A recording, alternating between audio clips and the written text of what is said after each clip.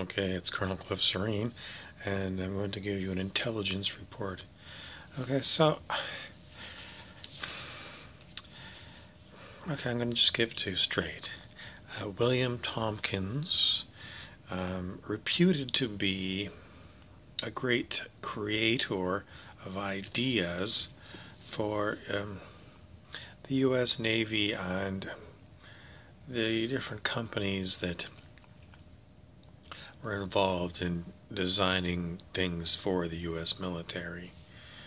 And at one point in this book, William Tompkins, Selected by Extraterrestrials, Book 2, Tompkins says that they worked on an internal combustion engine that burned water. Tompkins, when he first mentions this in his book, he says, well, what they must be doing is they must be splitting the water molecule into hydrogen and oxygen, and that's what's burning. Because he didn't come up with this, somebody else came up with this idea. And then he went through and he said, well, there must be some efficiency way to put energy into the system and get more energy out. And anyone watching this channel knows that I'm constantly examining scientific truths to see, if we were taught things incorrectly in school. So I'm always reviewing what we were taught about chemistry versus what this so-called Tompkins was a creator. And how much stuff is he telling us about his time working for the U.S. military? How much of it is useful and how much of it is bullshit? Now, as far as what we know,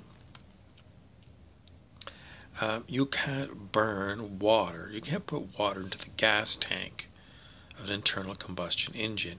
Water doesn't burn. It's already been burned.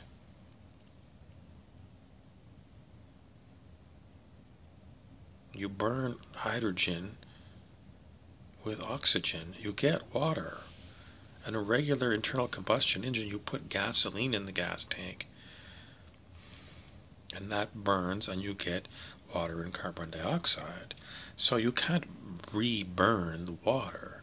And as far as using electrolysis to split the atom into hydrogen and oxygen and then burn it, because that's what Tompkins is saying one of the things he was considering, you can't get more out of it than what you put into it. And then I thought, well, maybe they were way ahead of their time and they were doing cold fusion, which was there was some professor named Pons who said cold fusion in like the 1990s, and then it was all hushed up, and then they said, well, it was a bullshit thing and it never worked. But anyway, Tompkins didn't mention that.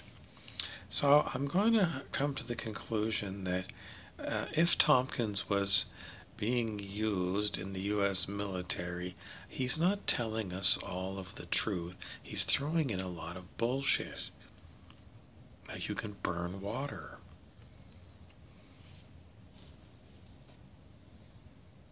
Is there anything Tompkins has told us that can be said to be true? Well, they tell us that he died and he was in his 90s. Is it a dead end? Some of the things he tells us is really screwy. But, they had an unbelievable amount. No, I'm going to go with my gut right now. I'm going to tell you that the Tompkins books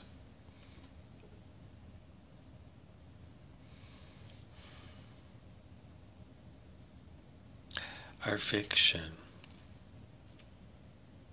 Selected by Extraterrestrials, Book 1 and Book 2 by William Tompkins are fiction. And he is a great storyteller, and the reason he came to my attention As far as I know, was David Wilcock was talking about Tompkins as being a great insider for all of his cosmic disclosure. Is there anything true in cosmic disclosure? Okay, well, I'm going to switch gears, and if you go on to Netflix and watch The Imitation Game, a story about, well, Alan Turing, who is great at breaking codes, but the most interesting part of it was what they did after they broke these codes in World War II. And they had to get very sneaky with information, and I'm going to go with disinformation, truths and lies fed to various people in order to advance their agenda, which was win the war. But they had to play the secret game, where some secrets I'm going to give to some people and other secrets I'm not going to give to other people, and we're going to tell certain people this, and spying and counter-spying. What was the whole point of it all? Well, it's like playing poker. There's a lot of bluffing in poker. And among humans and human affairs, well, they bluff us all the time. Mainstream news rarely gives us anything really juicy, but that's what a lot of people follow. And as for gleaning little bits of information from books by William Tompkins and selected by extraterrestrials, or in the movie The Imitation Game about Alan Turing and the spies, it's not heavy on spies, but it really is a good setup if you like spy stories, because once you've seen that, you can see that there's lots of different kinds of minds that go together.